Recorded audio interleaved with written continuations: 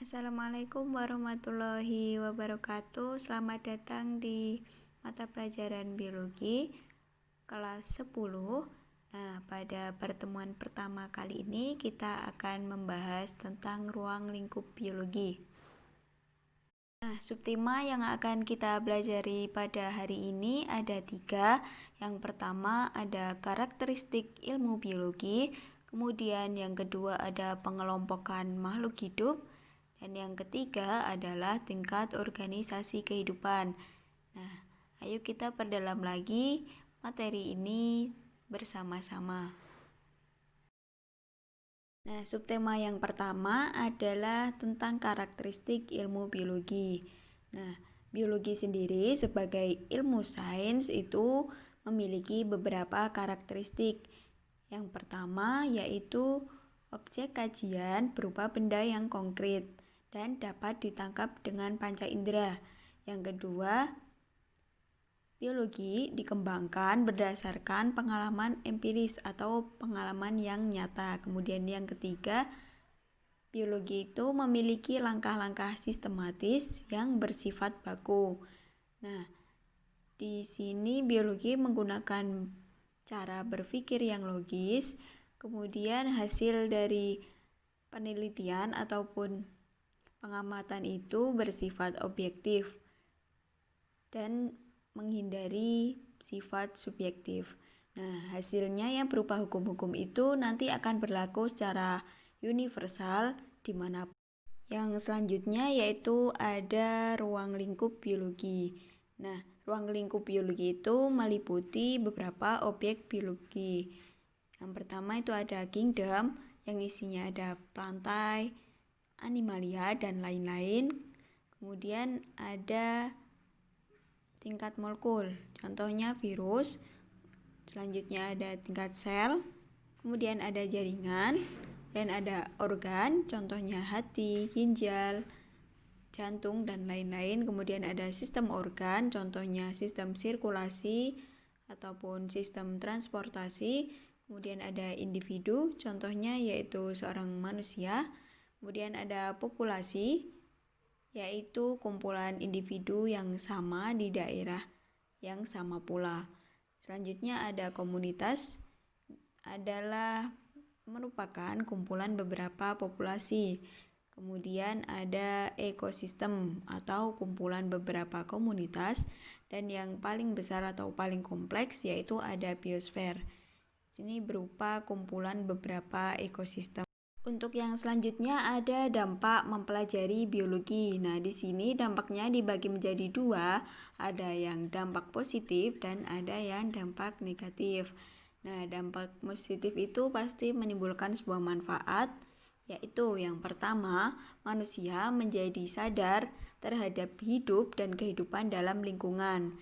Jadi mereka akan menjaga lingkungan untuk melestarikan tempat tinggal manusia tersebut. Yang kedua ada diciptakan bibit unggul yang ramah lingkungan. Nah, ini biasanya terkait dengan rekayasa genetika. Kemudian yang ketiga ada pemanfaatan mikroorganisme dalam segala bidang untuk membantu kehidupan sehari-hari. Nah, selain dampak positif yang telah disebutkan tadi, ada juga dampak negatifnya yang ditimbulkan dan tentunya itu menimbulkan bahaya ataupun menimbulkan kerugian. Yang pertama adalah adanya eksploitasi sumber daya alam dengan sembarangan dan berlebihan. Kemudian yang kedua itu ada penggunaan bibit unggul dan pestisida yang berlebihan. Nah, itu pastinya akan berdampak pada kerusakan lingkungan. Yang ketiga adanya penggunaan senjata biologi yang mematikan. Nah, di situ bisa jadi senjata biologi justru disalahgunakan oleh orang-orang yang tidak bertanggung jawab.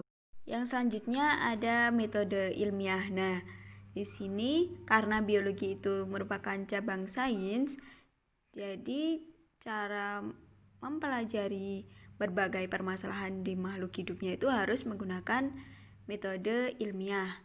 Nah, di sini ada sikap ilmiah dan ada proses ilmiah. Nah, yang pertama sikap ilmiah. Sikap ilmiah itu merupakan sikap yang harus dimiliki untuk berlaku objektif, bukan subjektif, dan jujur saat mengumpulkan data maupun menganalisis data penelitian. Kemudian yang kedua ada proses ilmiah. Itu merupakan perangkat keterampilan kompleks yang digunakan dalam melakukan kerja ilmiah. Nah, proses ilmiah ini dapat dilakukan dengan beberapa pendekatan keterampilan proses yang dapat diklasifikasikan menjadi dua, yaitu keterampilan proses sains dasar dan keterampilan proses sains terpadu. Untuk keterampilan proses sains dasar sendiri itu langkah-langkahnya terdiri dari yang pertama itu ada mengobservasi, yang kemudian menggolongkan. Setelah menggolongkan kita melakukan penafsiran, selanjutnya mempraktikkan ataupun meramalkan, dan yang terakhir adalah mengajukan pertanyaan. Kan untuk keterampilan proses sains terpadu tahap-tahapnya, yang pertama diawali dengan mengidentifikasi variabel, kemudian menyusun tabel data, yang selanjutnya adalah menyusun grafik, setelah itu mendeskripsikan hubungan antar variabel, yang selanjutnya adalah perolehan data dan pemrosesan data tersebut, yang selanjutnya adalah menganalisis penyelidikan, yang selanjutnya merumuskan sebuah hipotesis, kemudian mendefinisikan variabel secara operasional, dan yang terakhir melakukan eksperimen dan inference. Nah, selanjutnya ada langkah sistematis dalam proses ilmiah. Nah, langkah-langkah ini harus dilaksanakan sesuai dengan urutannya dalam pelaksanaan metode ilmiah atau proses ilmiah. Yang pertama itu ada merumuskan masalah. Selanjutnya ada menyusun kerangka berpikir. Nah, selanjutnya ada merumuskan hipotesis. Kemudian setelahnya ada melakukan eksperimen atau percobaan. Setelah melakukan eksperimen tentu didapatkan data. Jadi data itu selanjutnya dianalisis. Kemudian penarikan kesimpulan, dan yang terakhir adalah melakukan publikasi ilmiah. Nah, setelah tadi mempelajari beberapa langkah sistematis dalam proses ilmiah, di sini juga ada sistematika laporan hasil penelitian ilmiah tadi. Nah, sistematikanya yang pertama atau bab pertama adalah ada pendahuluan, bab kedua ada tinjauan pustaka, bab ketiga metode penelitian, bab keempat yaitu data dan pembahasan dari data tersebut, bab kelima ada kesimpulan dan saran, kemudian dilengkapi dengan daftar pustaka dan lampiran kegiatan laporan tersebut. Memasuki subtema yang kedua yaitu ada subtema pengelompokan makhluk hidup. Cara mengelompokkan makhluk hidup menurut ilmu taksonomi adalah dengan membentuk takson. Nah, takson merupakan kelompok makhluk hidup yang anggotanya itu memiliki banyak persamaan ciri. Nah, takson ini didapat dengan cara atau dengan jalan mencandra objek atau makhluk hidup yang diteliti dengan mencari persamaan ciri maupun perbedaan yang dapat diamati. Nah, klasifikasi ini dibuat tentunya banyak manfaat dan tujuannya. Nah, di sini ada beberapa macam sistem klasifikasi makhluk hidup. Yang pertama ada sistem artifisial atau buatan, kemudian yang kedua ada sistem natural atau alami, yang ketiga adalah sistem modern yang berdasarkan filogenetik.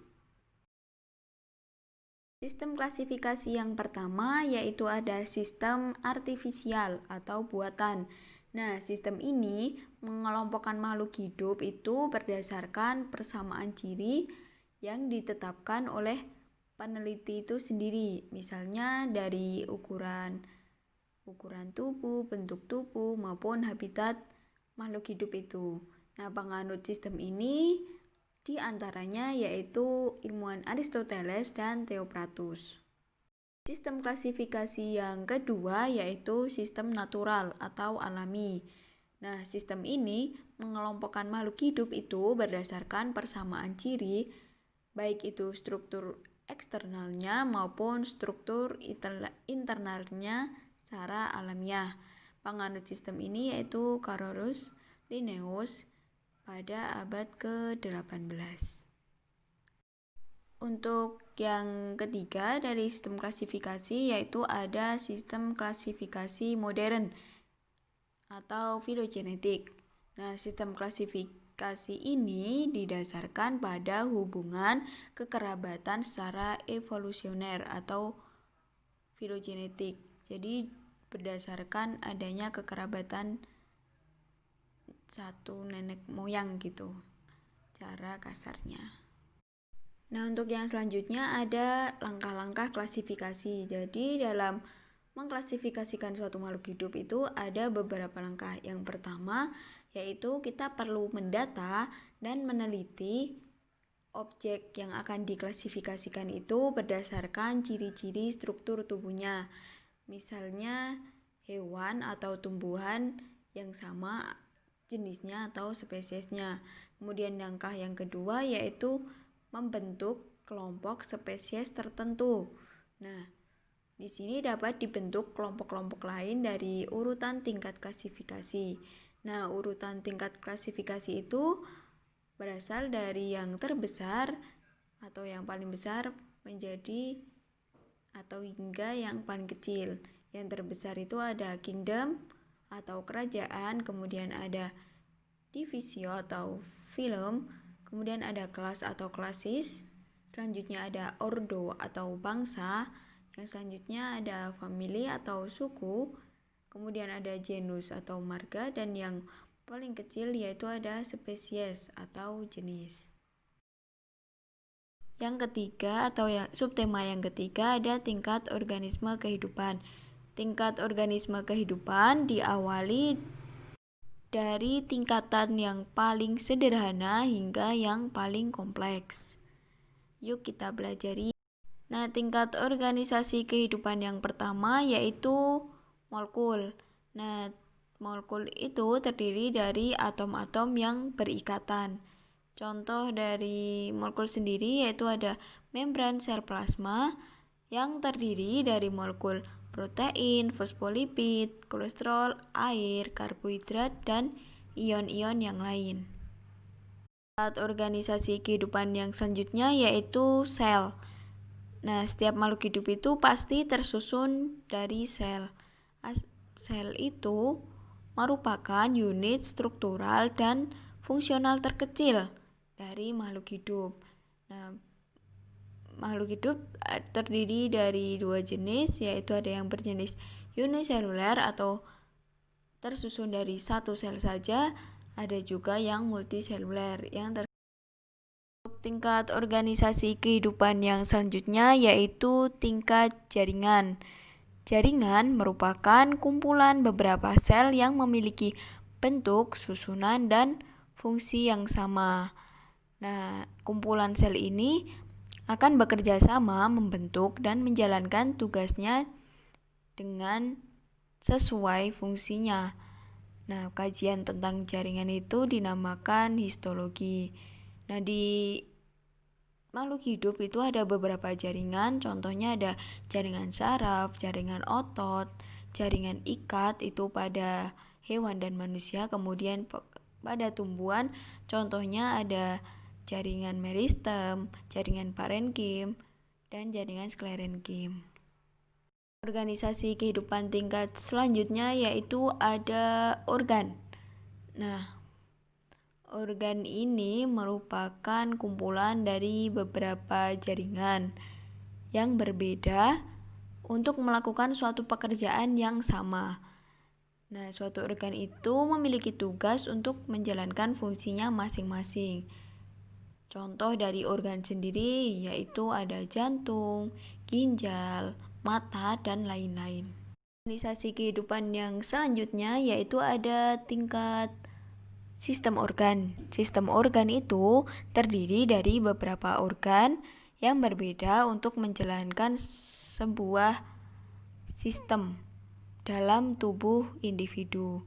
Contoh dari sistem organ itu yaitu yang pertama ada sistem pernafasan yang terdiri dari beberapa organ. Contohnya paru-paru, tenggorokan, hidung itu contoh dari sistem organ. Ada juga sistem transportasi yang terdiri dari jantung, pembuluh darah gitu. Jadi sistem organ itu terdiri dari beberapa organ untuk menjalankan fungsinya masing-masing. Organisasi kehidupan di tingkat selanjutnya yaitu ada individu. Nah, individu atau organisme itu merupakan kumpulan dari beberapa sistem organ tadi. Nah, adanya berbagai sistem organ yang memiliki fungsi yang berbeda membuat suatu individu itu dapat melakukan fungsi hidupnya dengan baik. Contoh organisasi kehidupan tingkat individu yaitu seekor kucing, seekor kera, ataupun seorang manusia. Organisasi kehidupan yang selanjutnya yaitu ada di tingkat populasi. Nah, populasi sendiri merupakan kelompok yang terdiri atas spesies atau individu yang sejenis yang mendiami suatu habitat yang sama. Nah, dalam suatu populasi ini terjadi hubungan antar spesiesnya. Misalnya, mereka akan melakukan perkawinan dan kemudian berkembang biak. Mereka juga akan saling melindungi satu dengan yang lainnya.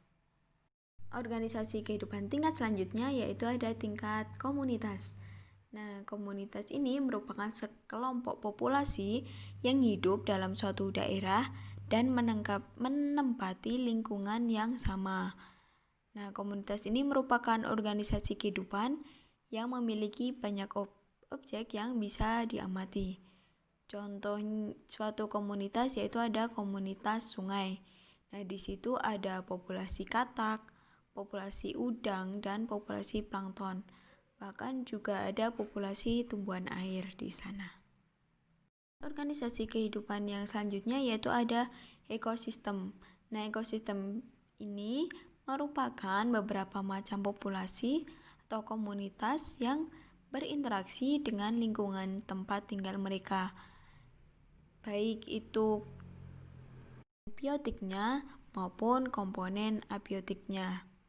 Nah, dalam suatu ekosistem nanti juga akan ada sebuah rantai makanan, bahkan jaring-jaring makan. Nah, tingkat organisasi kehidupan yang terakhir, yang paling kompleks yaitu ada bioma.